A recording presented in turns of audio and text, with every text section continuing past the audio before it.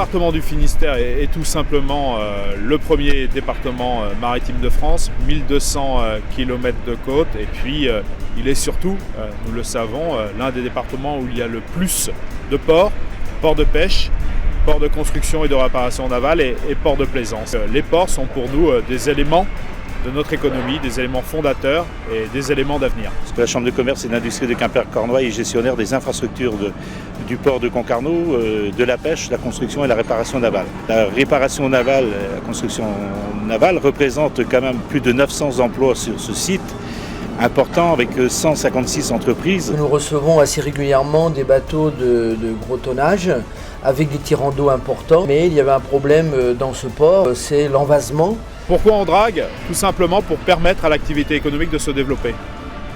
C'est aussi simple que cela. Les professionnels qui travaillent dans ce port ont besoin d'avoir des profondeurs qui leur permettent de travailler.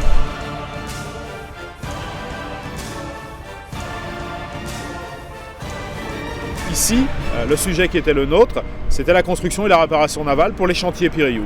Les chantiers Piriou, vous le savez, ont la chance de pouvoir construire et de réparer des navires extrêmement conséquents, 90 mètres, 100 mètres, et il se trouvait que l'accessibilité des quais devenait de plus en plus difficile.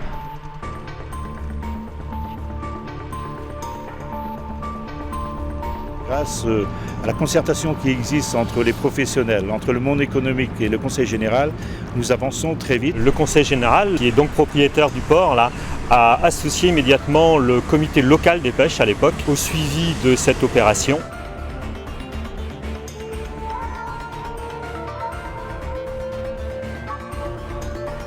La première étape d'un chantier de dragage démarre par un levé en fait, des fonds de bassin, ce qu'on appelle une bathymétrie préalable, donc par sondeur, pour savoir exactement le volume qu'on va avoir à traiter. La deuxième phase ensuite consistait à nettoyer, comme je disais, donc, le bassin préalablement au dragage, c'est-à-dire faire un ratissage de toute la surface du bassin. Sur les 6500 m3 qu'on a dragués, on a extrait presque 300 tonnes de déchets. Qui étaient composés de pneus, de câbles, de morceaux de verre, de plastique, de ferraille. On a trouvé un scooter, on a trouvé un petit peu des caddies, enfin un peu de tout. Ensuite, ils sont triés et ils sont mis dans des bennes par famille de déchets, expédiés dans des filières de traitement.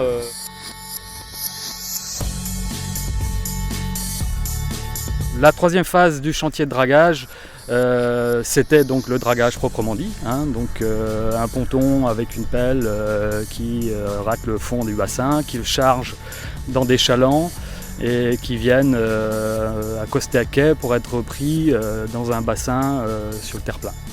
On est en train de draguer les 10 ou les 20 et les 30 dernières années, c'est-à-dire on peut penser les périodes où l'activité du port était la plus intense avec les produits qui à l'époque étaient toxiques mais pour lesquels on ne prenait pas encore de précautions. Nous les avons stockés donc, sur le terre-plein pour une première phase de déshydratation naturelle.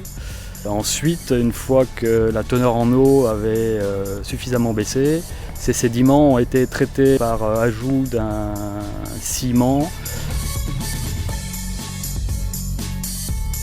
Pourquoi on mélange du ciment avec la vase, les sédiments de dragage, qui sont avant tout des vases très fines? Il y a deux raisons. La première raison, donc, c'est pour améliorer la déshydratation des sédiments, qu'il y ait moins d'eau à l'intérieur des sédiments. Et la deuxième raison, c'est pour améliorer leurs caractéristiques mécaniques. C'est-à-dire qu'on a besoin de densifier ces vases de façon à pouvoir les réutiliser ensuite par des engins de terrassement. La dernière phase de traitement de ces sédiments, ça a été leur confinement. Le fait que ces sédiments soient contaminés nous impose donc un traitement à terre. Les analyses nous montrent que donc on ne peut pas, on est au-dessus des seuils pour immerger en mer.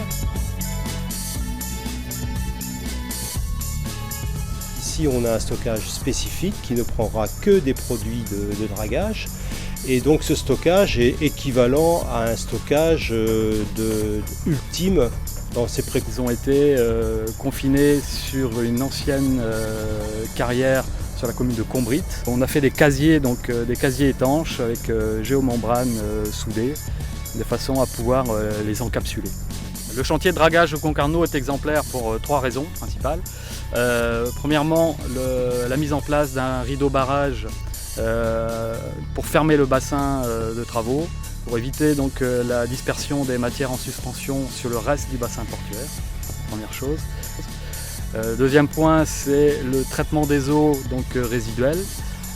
Les eaux issues donc, du dragage sur Concarneau avant retour au bassin, qui sont passées dans un outil de traitement spécifique. Donc sur Ticoc, le traitement des eaux qui a été mis en place était un dispositif très performant, puisque l'outil était un procédé par osmose inverse, qui est l'outil utilisé pour le traitement de l'eau potable. Avec géomembrane, avec récupération, avec mesure sur la nappe d'eau, puis pour mesurer sur la nappe d'eau, etc. Donc pour vérifier l'efficacité des outils de traitement, un contrôle permanent avait lieu donc, au niveau de la criée par un turbilimètre fixe et des contrôles ponctuels par analyse d'eau ont été faits tout au long du chantier. La grande doctrine du dragage dans le Finistère, c'est déjà avoir une bonne connaissance de nos sédiments. En fonction de la qualité de nos sédiments, on va trouver des filières. Donc quand on a du sable non pollué, là par contre, on ira faire du rechargement de plage. Des fois, le sable a une bonne valeur agronomique, donc il y a du phosphore, il y a de l'azote, on peut s'en servir en amendement agricole. Donc c'est ce qui se fait notamment à Audierne. Par contre, dès que les sédiments contiennent beaucoup plus de parties fines, donc de vases et souvent des contaminants, on ne peut pas trouver de filière directement à terre sans un traitement. Toujours le point délicat, c'est trouver la bonne filière en fonction de la qualité des sédiments. À Concarneau, on a traité les sédiments et on les a confinés dans une ancienne carrière. Il y a d'autres solutions. Là, on travaille sur des projets européens où on veut valoriser cette partie fine, pour l'instant non valorisable, en le traitant, en mettant des liants pour faire des travaux publics ou l'incorporer directement dans le béton. Par contre, quand les sédiments sont fins et non contaminés, là, la solution immersion reste la solution, disons, de base de nos opérations de dragage, comme l'ensemble des ports, puisqu'en France, il y a à peu près 50 millions de mètres cubes qui sont dragués, 80-90% vont à l'immersion. Il faut que ce soit vraiment réservé à des sédiments de très bonne qualité. Il y a vraiment une évolution dans la gestion du dragage depuis quelques années. On est surtout maintenant dans des recherches de valorisation à terre de nos produits de dragage. C'est vrai qu'avant 2000, on allait facilement dans l'immersion sans avoir une bonne connaissance de nos sédiments. Maintenant, on travaille vraiment pour avoir une très bonne connaissance de nos sédiments. On mesure bien l'impact environnemental de nos opérations de dragage, de nos opérations d'immersion, et on travaille de plus en plus sur des solutions à terre. On travaille aussi sur la valorisation, mais cette fois-ci en sous-couche routière. Donc c'est une des pistes intéressantes de valorisation, puisque ça nous permet, nous, conseillers généraux, de maîtriser cette filière-là et essayer aussi de pouvoir influencer nos partenaires pour pouvoir utiliser ces matériaux-là. On va envoyer notamment là dans quelques semaines 30 mètres cubes de sédiments de Concarneau à Caen, qu'on lance vraiment les premières phases de test. Le Conseil général a fait beaucoup d'efforts pour financer cette opération et le monde économique a été très sensible, mais il faudra encore aller plus loin pour mettre au niveau environnemental, surtout en 2015, tous ces équipements. Je crois que c'est en se mettant autour de la table et en trouvant ensemble les financements qu'on peut développer l'industrie économique de la Cornouaille, surtout liée au port de Concarneau. Tout a été mis sur la table, tout a été discuté, tout a été présenté, tous les résultats ont été analysés par l'ensemble des parties prenantes. C'est certainement une opération exemplaire. J'ai connu d'autres dragages et je dois dire que c'est la première fois où l'information elle est menée à ce point et en concertation avec l'ensemble des usagers. Je crois pouvoir dire que l'avis est unanime. Opération exemplaire d'un point de vue technique. À chaque fois que nous avons eu quelques problèmes, les mesures et de précaution et correctives ont été prises dans les délais et ça a été reconnu par l'ensemble des partenaires. Opération exemplaire de par le comité de suivi qui a été mis en place, jugée totalement transparente. Le Conseil général a accepté les analyses complémentaires, la transparence jusqu'à maintenant est satisfaisante, on a même autorisation d'aller voir les feuilles d'analyse, les résultats des laboratoires. Je les remercie évidemment et parce qu'ils ont été là du début à la fin, ils se sont particulièrement investis, ils se sont particulièrement intéressés parce que chaque partie prenante, chaque partenaire a bien conscience que cette opération est une opération parmi tant d'autres qu'il nous faudra réaliser pour maintenir, voire développer notre économie maritime.